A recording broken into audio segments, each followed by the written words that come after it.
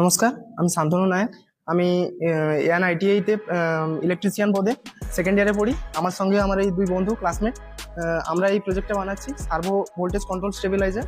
তো এখানে আমরা এইসব ইকুইপমেন্টগুলো ইউজ করেছি এটা করার জন্য। এগুলো কোম্পানিতে হোক বা বাড়িতে যে দামি দামি ইকুইপমেন্টগুলো থাকে সেগুলোর জন্য একদম সেম ভোল্টেজের প্রয়োজন হয়, স্টেবল ভোল্টেজের প্রয়োজন হয়।